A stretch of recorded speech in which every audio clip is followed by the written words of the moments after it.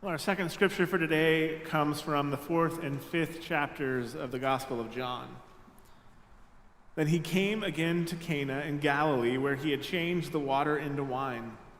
Now there was a royal official whose son lay ill in Capernaum. When he heard that Jesus had come from Judea to Galilee, he went and begged him to come down and heal his son, for he was at the point of death. Then Jesus said to him, "Unless you see signs and wonders, you will not believe." The official said to him, "Sir, come down before my little boy dies." Jesus said to him, "Go, your son will live." The man believed the word that Jesus spoke to him and started on his way. As he was going down, his slaves met him and told him that his child was alive. So he asked them the hour when he began to recover, and they said to him, "Yesterday at 1 p.m, the fever had left him."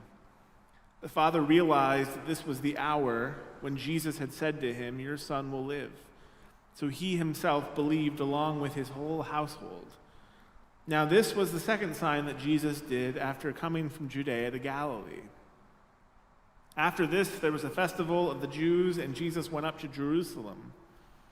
Now in Jerusalem by the sheep gate there is a pool called in Hebrew Bethesda, which has 5 porticos. In these lay many ill, blind, lame, and paralyzed people. One man was there who had been ill for 38 years. When Jesus saw him lying there and knew that he had been there a long time, Jesus said to him, "Do you want to be made well?" The ill man answered him, "Sir, I have no one to put me into the pool when the water is stirred up, and while I am making my way, someone steps down ahead of me." Jesus said to him, "Stand up, take your mat and walk." At once the man was made well, and he took up his mat and began to walk. Now that day was the Sabbath, so the Jews said to the man who had been cured, "It is the Sabbath. It is not lawful for you to carry your mat." But he answered them, "The man who made me well said to me, 'Take up your mat and walk.'" They asked him, "Who the man who said to you, 'Take it up and walk'?" Now the man who had been healed did not know who it was, for Jesus had disappeared in the crowd that was there. Later Jesus found him in the temple and said to him, "See, you have been made well. Do not sin anymore, so that nothing worse happens to you." The man went away and told the Jewish leaders that it was Jesus who had made him well. Therefore, the Jewish leaders started persecuting Jesus because he was doing such things on the Sabbath. But Jesus answered them, "My Father is still working, and I also am working." For this reason, the Jewish leaders were seeking all the more to kill him, because he was not only breaking the Sabbath, but he was calling God his own Father, thereby making himself equal to God. May God bless this reading. Well, when I first came across this passage this week, just about the first thought I had was, man, Jesus is being a jerk. I don't know if you ever read Scripture and feel that way, but sometimes you read some of the passages and you just have to take a second look. This guy comes pleading to Jesus, who has been known to perform these great signs, and before he does anything, Jesus has this line, "Unless you see signs and wonders, will you not believe?" And it almost sounds as though Jesus feels burdened by this man's need. Like he has to do it just to spur belief in him. But I was heartened to read in a couple of commentaries that the language is a little bit misleading. It is hard when you translate from Greek to English. There is no perfect way to do it. Some of the voice is lost, and this is true with any language. But according to Caroline Lewis, who's a biblical scholar, the tense that is used here makes it sound as though Jesus isn't saying, "Do I really have to do this? Do you really need this to believe?" And it's more like he's saying, "Will this finally be the thing that creates belief in you?" And it's almost as though he's not talking just to this individual, but maybe to a disciple nearby. The line might not be directed at the man at all. And if you look at the context of the passage, we know that Jesus has been trying to get some ideas across to his disciples, and they're just not quite getting it. We read last week that Jesus goes to Samaria and brings faith to a Samaritan woman, and how that really would have been like the opposite thing that you would expect of a Jew like Jesus. And he's trying to get across to his disciples that this thing that he is doing is not just about the Jewish people, but it's about the world. And by the world, he means Samaritans. In this case, scholars believe that this royal official was probably a Gentile. And so Jesus is again trying to get across to them that the world means everyone, including those people who you think are on the outside. And so I'm going to give Jesus a pass on being rude to people, just for the day. I don't think it's this man's faith that he is worried about, but rather the faith of all those others around him. Because the truth is, of course, this man has belief. He, after all, has not given up hope that his son might be made well. And so he comes to Jesus. And what do you think motivates him in the first place, if it isn't faith that something good might happen? And you can actually contrast this with the second story that we read today. There's this person who is in the pools in Jerusalem. We are told that he's been ill for 38 years, and you can tell by this whole interaction that his faith has been shook. It's not as solid as maybe it has been in previous years. And you can tell because Jesus says, "Would you like to be made whole?" And this gentleman responds, "You know what? I just need someone to put me in the water. That's really the most I can hope for in this situation." You can hear the resignation. Could you just help me out a little bit? He doesn't really have the belief or the faith that he will be healed. He doesn't believe that he can be made well. And so these two figures show us these two sides to belief. One has still maintained it, even if it's shaken a little bit, and the other has long since let it go. And the former, the one with faith, is out searching for an answer, and the other one has given up. So belief in these stories is just about that. What is it that motivates you to act? Or in the case of the second story, to not act. Do you believe that things can be different than they are? Or have you accepted them as they are?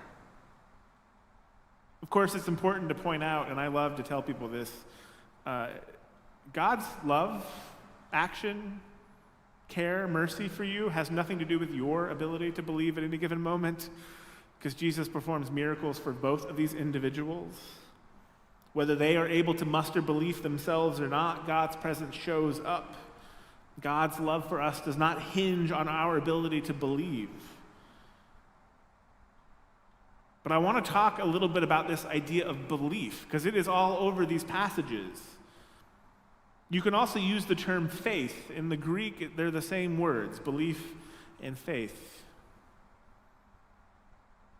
And I think one of the things we have to wrap our minds around is that belief is not something that can be proven true.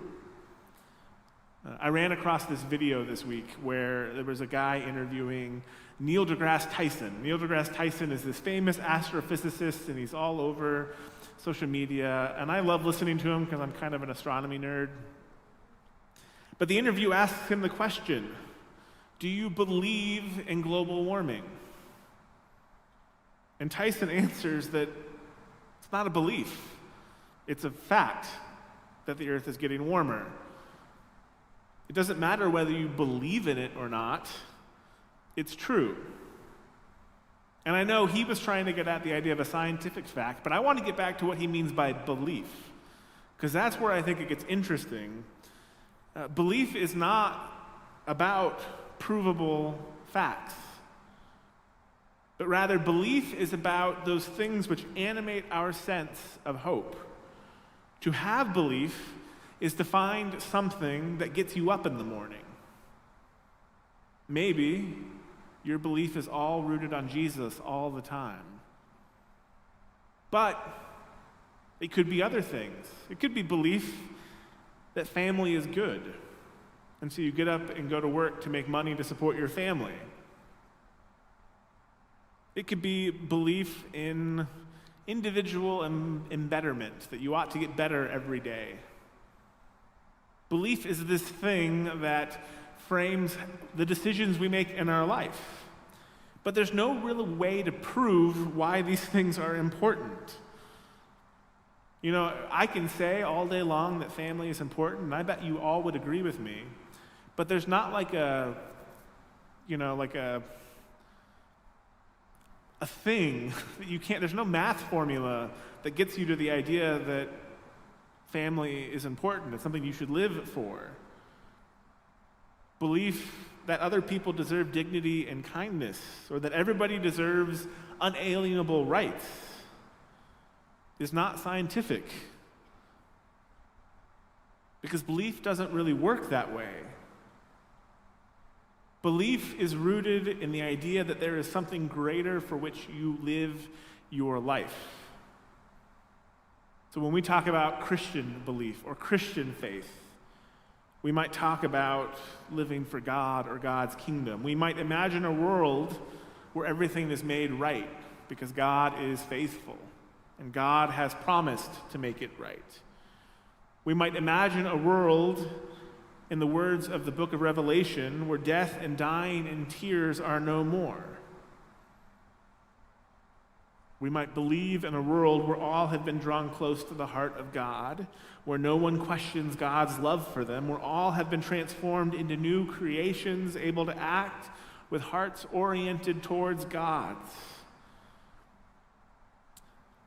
But I can't point to something and say, well, there it is.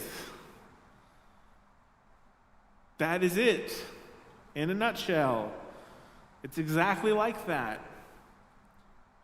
Because that's not really how belief works.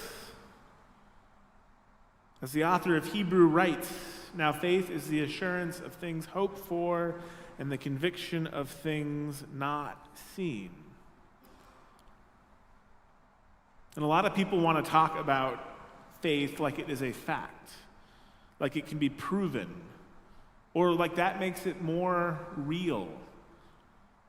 I heard the sermon once in which it was an Easter sermon, somebody spent the entire message trying to prove scientifically that the resurrection of Jesus Christ happened. Which, just like an aside, the whole point of the resurrection is that it can't happen. Like, to proclaim it is to proclaim something that is against the way the world works. That's the whole point of it. And I still consider it one of the worst sermons I've ever heard. Because faith is not about scientific principles that you can argue. Rather, faith is about how we orient ourselves to the world. To say that Jesus rose is to say that there is new life, even in the midst of death, and then to live for that life. It's to say that there is a God who is loving and kind, a God who loves justice. And it is to declare that the world, no matter how lost it feels, belongs ultimately to a God who is reconciling all things. And that is a statement of faith. You can't prove it, but the opposite is also true. To say that the world is irrevocably lost or is doomed beyond repair is also a statement of faith, as is declaring that the universe is morally neutral, lifeless, without feeling at all. And some days you may feel like one and not the other. I wonder if the man near the pool in Jerusalem had days where he mustered a little bit of faith that something might change or be different, that God might have mercy on him. I wonder if the royal official who came to Jesus had days where he thought all was lost, where he had given up that faith. Because faith is this animating thing that drives so much of our lives. What we believe is and isn't worth working towards, what we believe is and isn't worth saving, what we believe is and isn't possible, those are all matters of faith. We all have days when we know the answer, when we have proved the nature of the universe as either caring or uncaring, but there isn't really anything to prove. It's all faith. And faith is that thing that sustains this view of the world. And we are like those who are following Jesus looking for signs. And I don't think that's a bad thing. I will tell you my own faith. I had these moments that I would call spiritual, maybe even mystical, where when I went to college, I was 18 and I thought, well, I'm done with religion. And yet I felt drawn into it by something I couldn't explain. And I was lucky enough to have campus ministers who sort of gave me they were guides. They were spiritual directors who were helping me understand that faith could be different.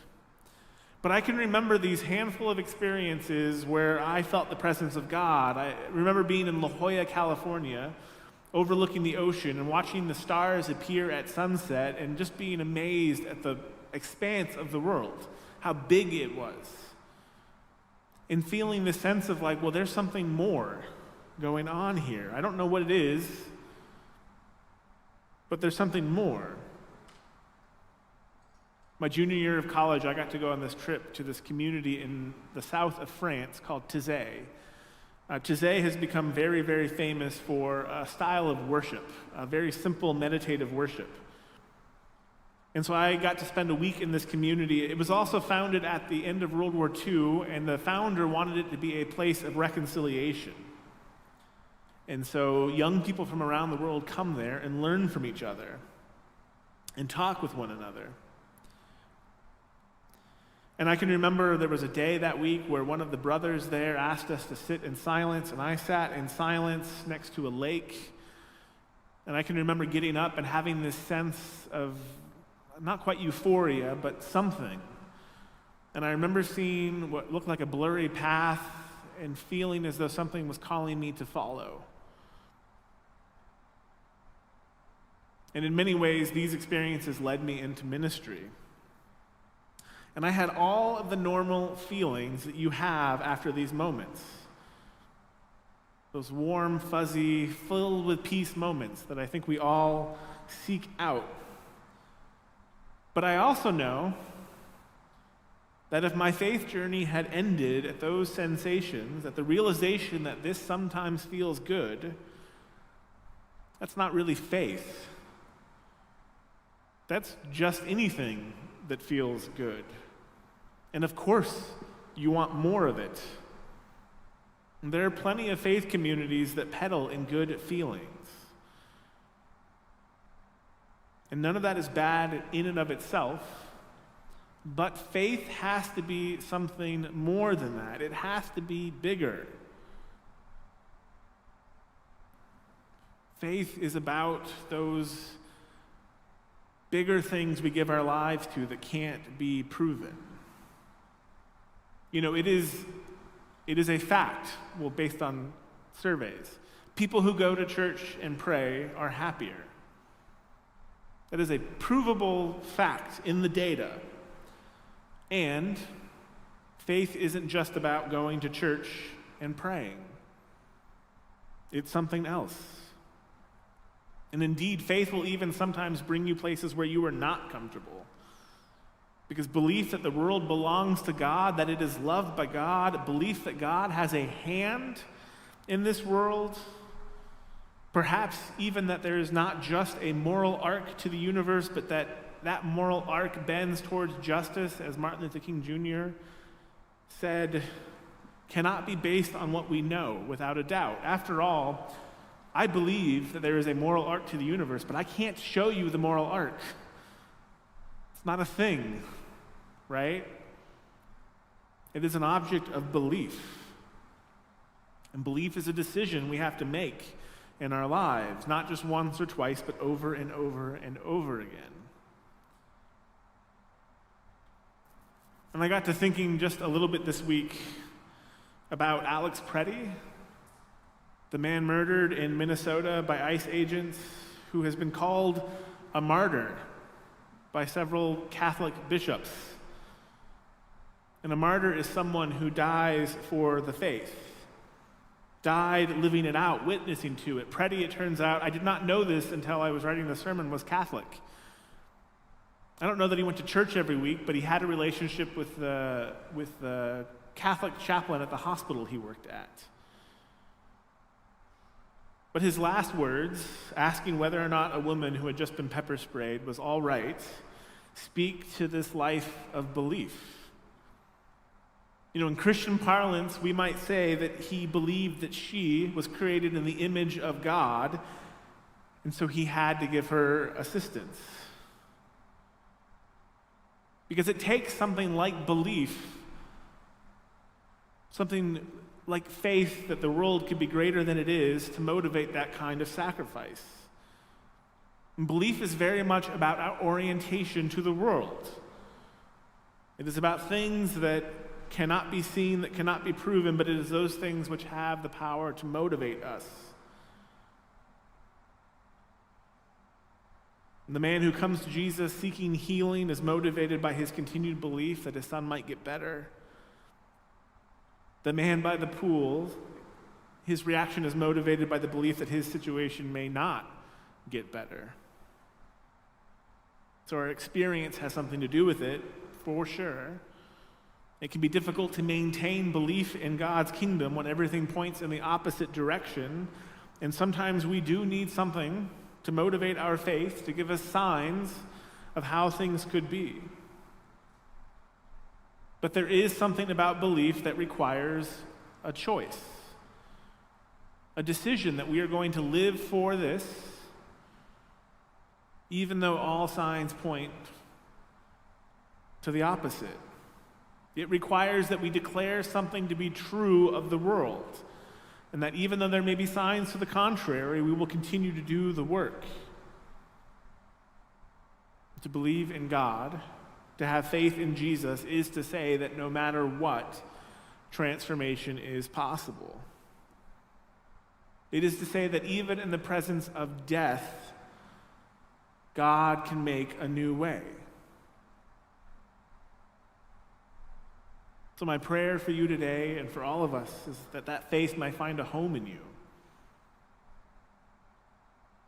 And I pray that we as a church might continue to nurture that faith in one another in all that we do together. For belief in God calls us into the world to proclaim a world that may be hard to see at times, but that is faithfully promised by God. Amen.